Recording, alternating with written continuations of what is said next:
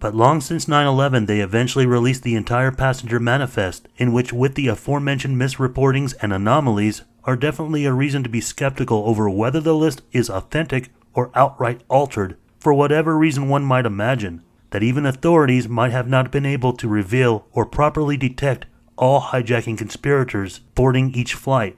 In other words, by the hijacking operations themselves, it's conceivable that perhaps not even the government knows what happened on 9/11.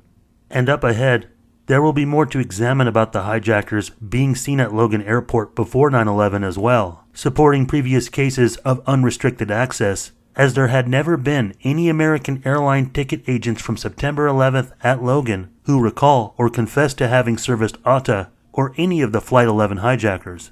But there seems to be one employee who recalls seeing Atta, Lynn Marie Florence Howland, first officer of American Airlines, who was interviewed by the FBI according to a declassified document T7B11 FBI 302's Cockpit and American Hijacker FDR, page 14. Howland explained that she departed Logan to San Francisco on the morning of September 10th. She returned back to Logan Airport on American Airlines Flight 198, arriving approximately at 6:50 a.m. on the morning of 9/11. After being in and out of state flying for several days for her job, she was extremely tired returning back to Boston. But she had taken notes of her schedule, charting what she did as she flew as first officer with Captain Douglas Bailman from SF to Boston. She was certain of the arrival gate for her Flight 198, and subsequently checked with American Airlines dispatch, who later told her mistakenly that her Flight 198 became the hijacked Flight 11. After almost everyone had deplaned, she went up to the jetway ahead of Captain Bailman. She stated she was standing near the entrance of the jetway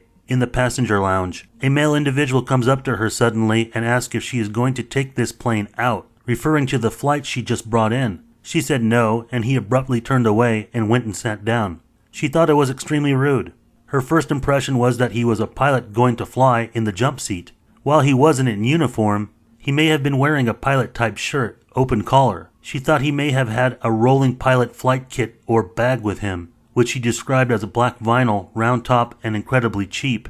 Again, she could not recall anything else, only at the time wanting to get to the hotel and sleep. She said she was so tired, when she got to her hotel room, she crashed in bed in her uniform. She woke up about 1 p.m. and then found out about the terrorist attacks. She said for the longest time she wasn't even sure that she was dreaming it at all. Until she saw photographs of the hijackers in the news, she was instantly sure that the individual she saw that morning was the suspected hijacker, Mohamed Atta. She added that when she first saw the pictures of the hijackers in the news media, it was like an electric shock when she saw the picture of Atta. Besides Lynn Howland and actually not being on the day of 9/11, but actually a familiar turf, according to another similar document, T7B11 FBI 302's Ground Security Coordinator FDR, FBI 302, entire contents, 424, page 10.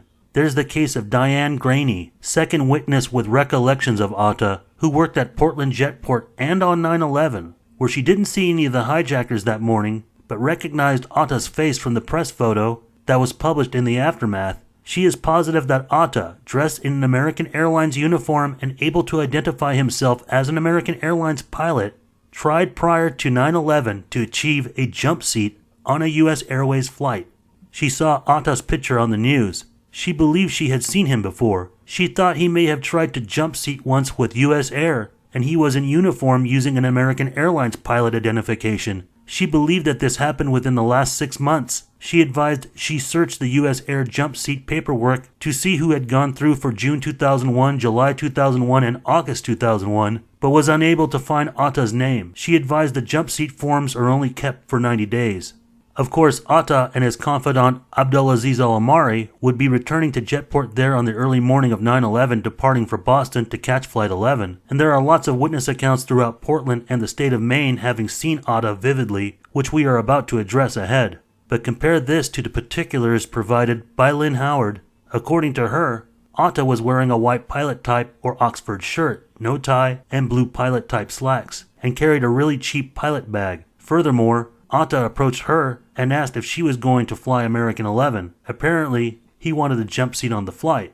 But it gets even better. On September 10, 2016, Forbes put out an article, Delta Captain Recalls Flying with Terror Mastermind Just Before 9/11. about former Delta Airlines captain Pat Gilmore, who recalls Atta in the jump seat not long before 9/11. It says, Mohamed Atta wore an American Airlines pilot uniform as he rode in the cockpit with Baltimore to Atlanta. It was about 7 weeks before September 11 terror attacks, and, according to the captain of the Delta Airlines Flight 2210, the 9/11 ringleader cast a pal over the flight deck. He gave me a stare in the cockpit at cruise altitude that was bone-chilling, said Pat Gilmore. The stare went right through me. It was the same stare that I saw in law enforcement photos.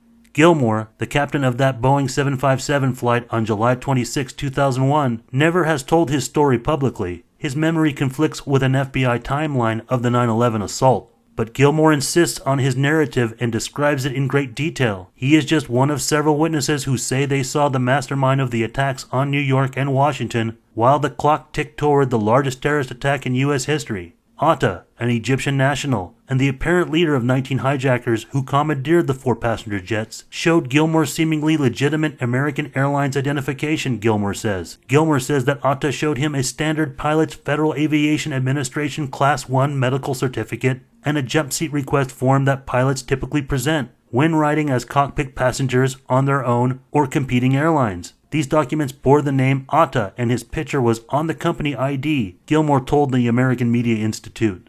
Gilmore, now retired, insisted that Atta was on Flight 2210, though an FBI timeline has Atta flying from Fort Lauderdale to Newark during that interval. The Bureau's document contains various discrepancies, and Gilmore cannot forget the face of the operation's primary attacker.